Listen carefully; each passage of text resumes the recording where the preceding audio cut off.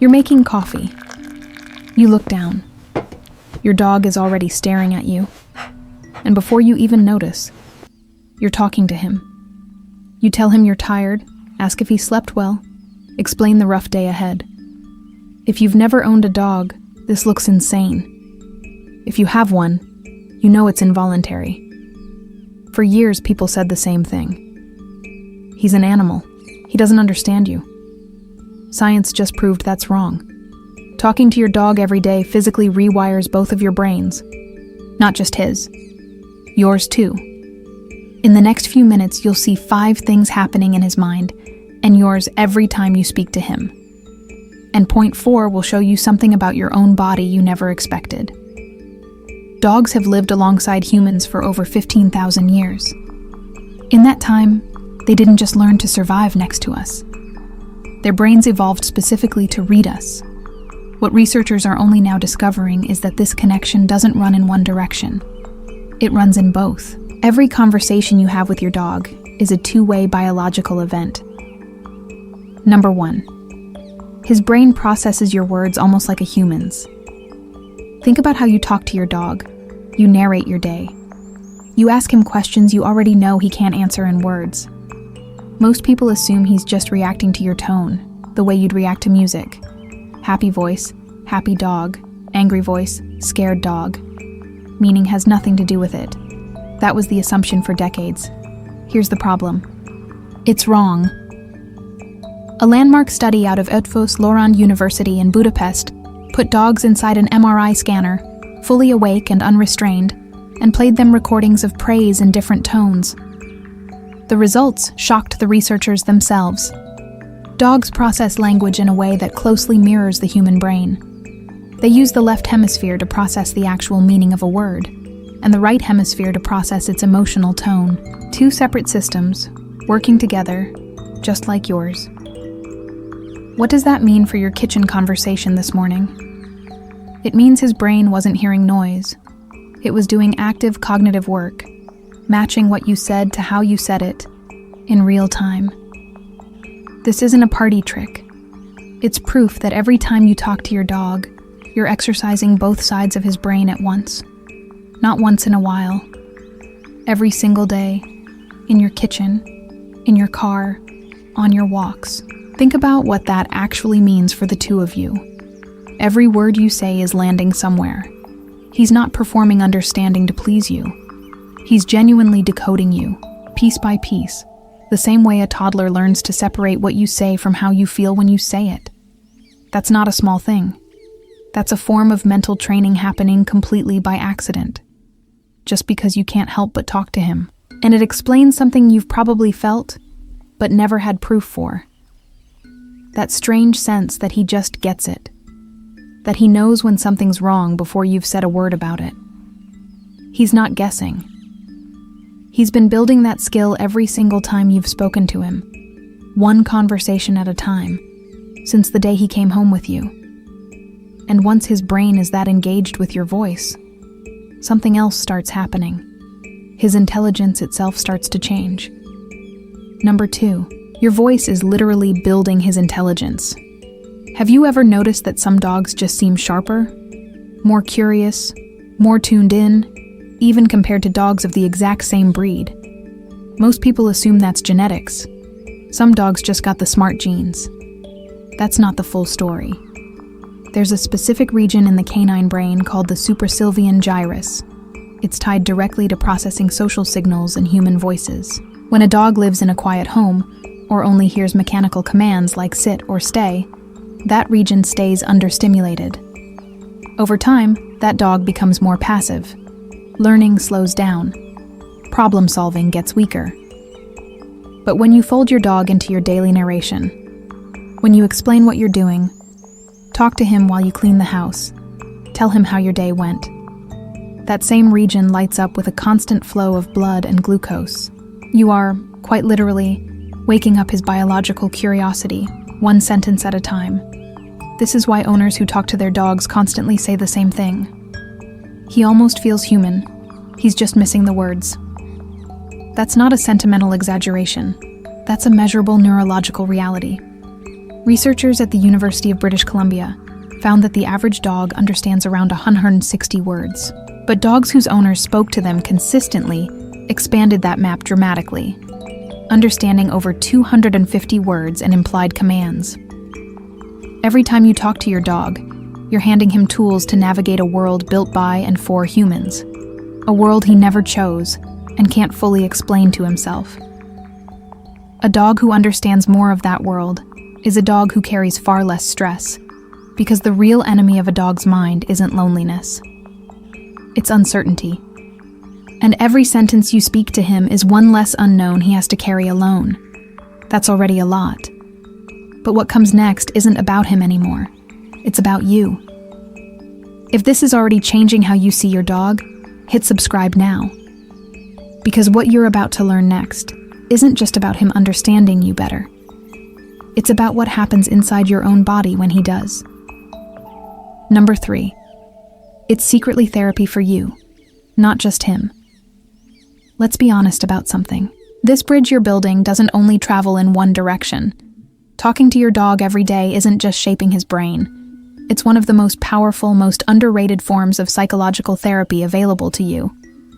We live in the most digitally connected generation in history.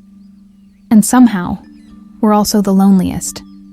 Chronic social isolation activates the same regions of the human brain as physical pain. Real pain. So when you get home after a hard day, after feeling judged, misunderstood, or invisible to the entire world, and you sit on the floor and start talking to your dog, something in you immediately loosens. Why?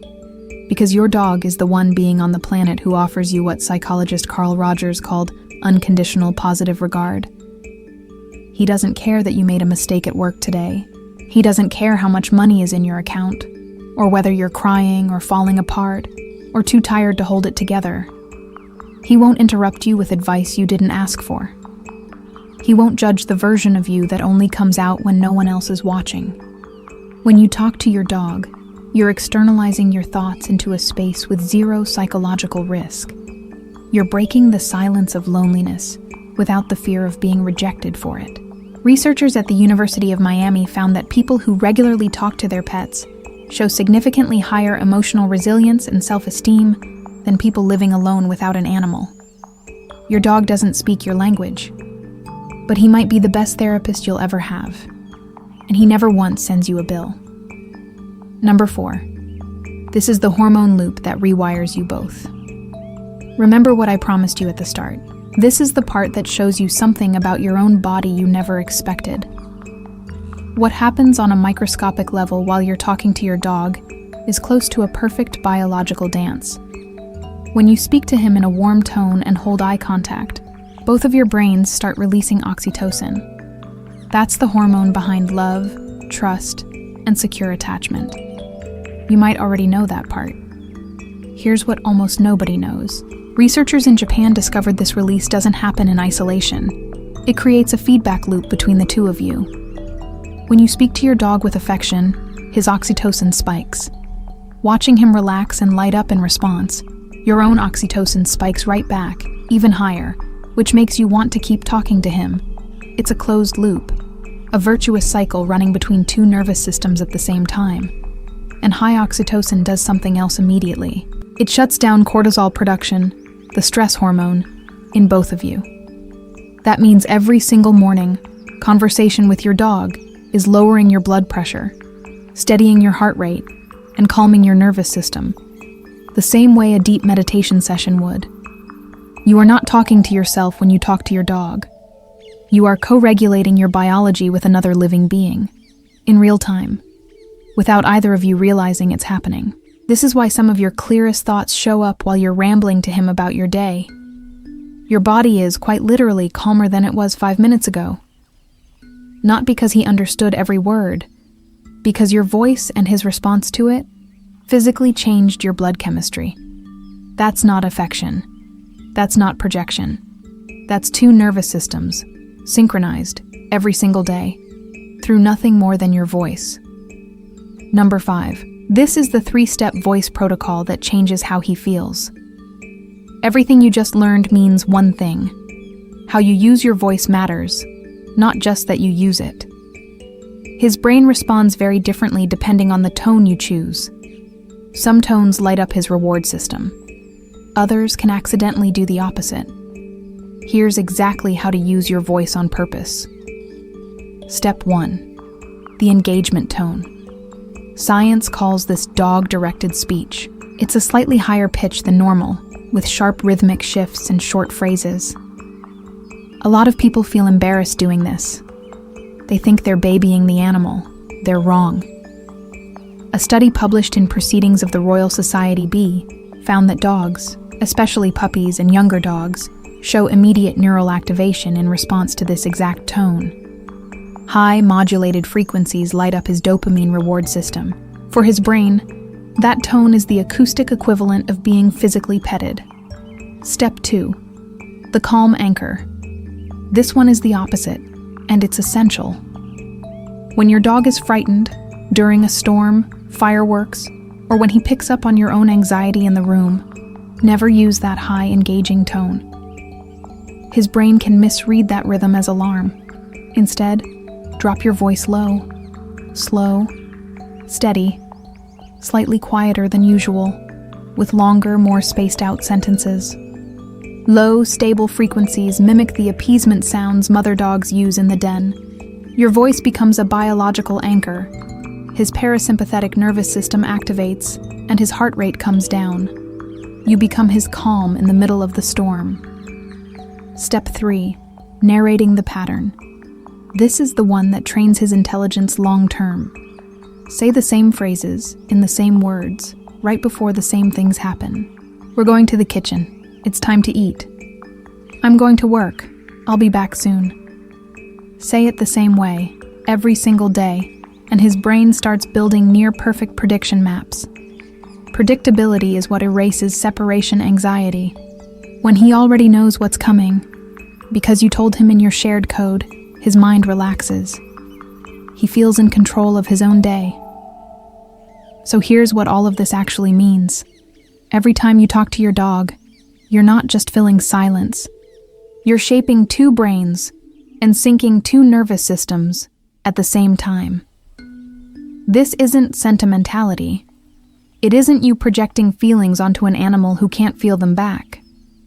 It's documented, measurable neuroscience, published in real universities, by real researchers, studying real dogs. And that changes something. It means you're not powerless in this relationship. Every conversation you have with your dog, starting today, is actively building his intelligence, protecting his emotional stability, and quietly regulating your own stress at the exact same time. You already have the tool. It's your voice. You've had it the whole time. This is what we do here at JojoPet. We take what your dog does every day, the things you barely notice, and we show you the real science hiding underneath them, checked and reviewed the whole way through. So tell me, out of these 5 points, which one are you going to start using with your dog today? Drop it in the comments. I read every single one. And if this helped you see your dog a little differently, hit subscribe. There's a lot more of this coming.